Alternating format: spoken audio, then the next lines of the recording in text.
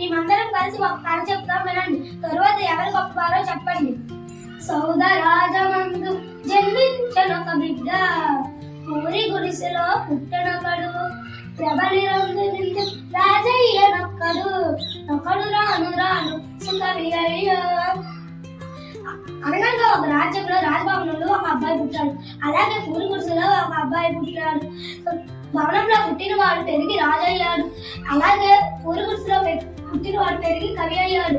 అతని రాజదండ మదికారధనమయం, ఇతని కలము కావ్య సతుతమము, అతని ఇల్లు మేటి రతనాల రుచిమయం, ఇతని ఇల్లు గండ ఇతదిమయము. రాజుగారు అధికారం చెలాయించేవారు. ఆయన దగ్గర చాలా ధనం ఉండేది. కవిగారు తన కలంతో గొప్ప కథలు కావ్యాలు రచించారు. రాజుగారి ఇల్లేమో రత్నాలతో నిండి ఉండేది. కవిగారి ఇల్లు కష్టాలతో నిండి ఉండేది. కవి అరుగును రాజు, రాజును కవి అరుగును, కవిని రాజు గణయింపందాం, కవిరాజు గణన సేయుడు కవిను రాజిత్తరాత్మ గౌరవ కాముల్. కవిగారు బాగా కావ్యాలు రాస్తారని రాజుగారికి తెలుసు. రాజుగారికి అధికారం ఉందని కవిగారికి తెలుసు. కానీ ఇద్దరు ఆత్మగౌరవం కలిగిన వారే ఒకరినొకరు లెక్కే చెయ్యరు. భయము తోడు రాజు ప్రస్తుతింతుడు ప్రజలు, భక్తి తోడ కవిని ప్రస్తుతించు, జీతమిచ్చి రాజు సేవింపబడుతుండు, జీతమీకసు కవి సేవలందు. రాజుగారు అంటే ప్రజలందరికీ భయం. ఆయన అధికారాన్ని చూసి ధనాన్ని చూసి పొగిడేవారు. రాజుగారు ధనమిచ్చి సేవకులను నియమించుకున్నారు. కవి అంటే ప్రజలందరికీ చాలా ఇష్టం. ఆయన రాసిన రచనలు చదివి గొప్ప విషయాలు తెలుసుకున్నారు. కవి అడగకుండానే సహాయం చేసేవారు. రాజు చేతి కత్తి రక్తంబు వసించు, సుకవి చేతి కలము సుధల గురియు, అతడేలగలుగు యావత్ ప్రపంచంబు నతడేలగలుగు నెహము పరము.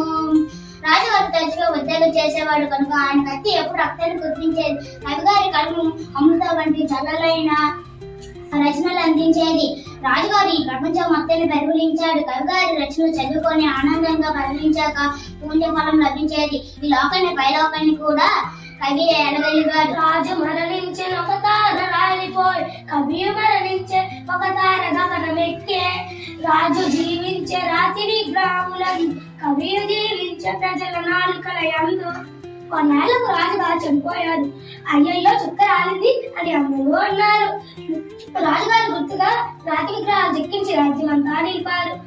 అదే విధంగా కవిగారు కూడా చనిపోయారు.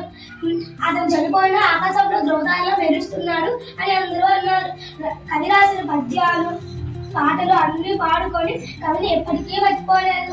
ఇంకా కవి ప్రజల నాలుగుల మీద జీవిస్తూ ఉన్నారు.